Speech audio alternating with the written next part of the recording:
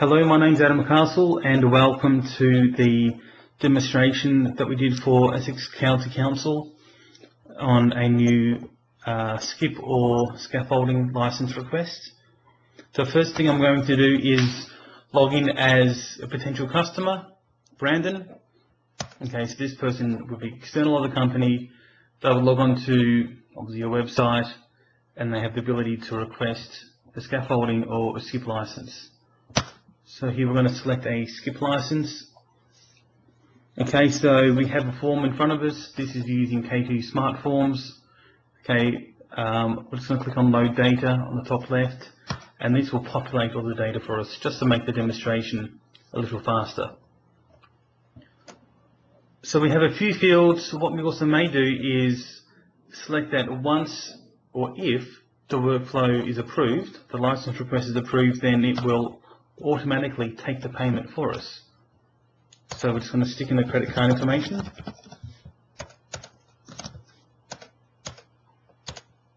Okay, and submit this workflow. Okay, so what's actually happening now is a K2 workflow has started and business data has been entered into a new record within CRM.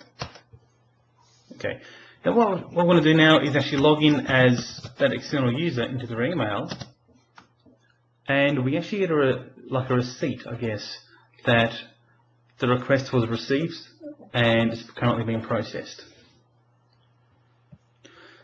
Okay, so what we're going to do now is log in as one of the council members. Okay, I want to log into CRM. So we can actually see a task here, assess location. Okay, and if we open this up, okay, you can actually see information regarding the request.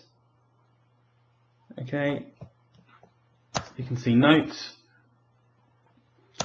There's a task that we need to complete. Okay, and if we look at, say, location, that'll take this location here and stick it on a map. So this is the Google map, and of course it allows us to interact with the map. Okay. You also have the ability, if you want, to click on Check Google, and that will also take your location and stick it into the browser so you can actually search on that location. Okay, so from here what we want to do is we're going to say that a steward input is required and complete the task. Okay.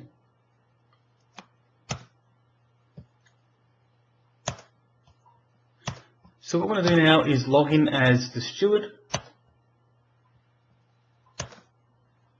Okay, so once again he would have a task. We can see the stage it's at. Okay, I'm just going to open up that task.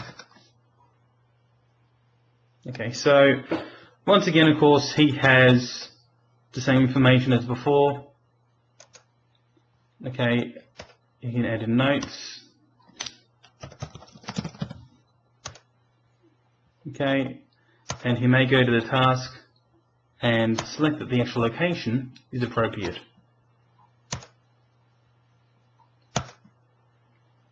Okay, so if we now look at the actual view flow, so the view flow represents the process that I've created for this POC. So we'll come through the different stages, assess location, it's been sent to the steward. Okay, it's come down to the location is appropriate.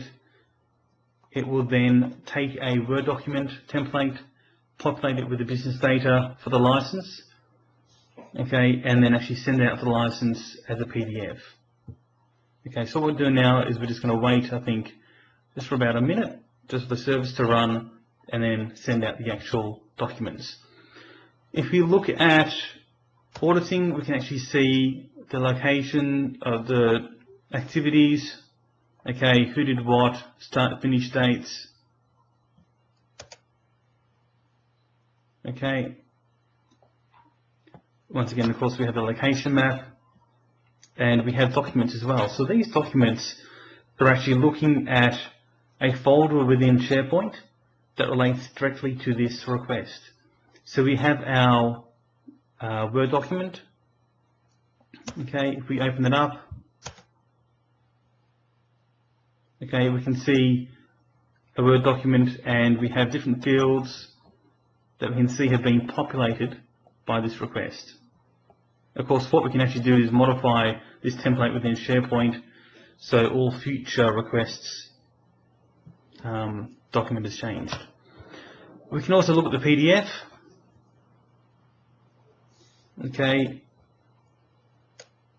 and you can see, of course, once again, same thing, we have these fields that have been populated. Okay, so what we're going to do now is we'll just check where the view flow is. Okay, we're going to look at skips and scaffolding, the actual SharePoint site. Okay, so this is a graph just to show you maybe the active requests or where the different requests are. We have the license templates, so one for skips and one for scaffolding. Okay, if we modify these, we can actually see this document, which, as I mentioned before, you can modify it if you want and save it. And here are the actual fields that will be replaced by the business data. If we look within the licenses, we can now see the request ID is a folder, and within that folder are the actual documents itself. And these documents is what you're viewing through the Microsoft CRM activity. Okay, so what we can do now is if we log in as the originator, the external person Brandon, we should actually now receive an email with a license. Fantastic.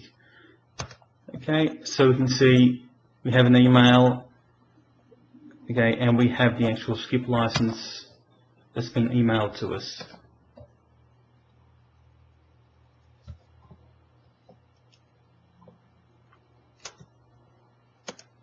Okay, thank you very much.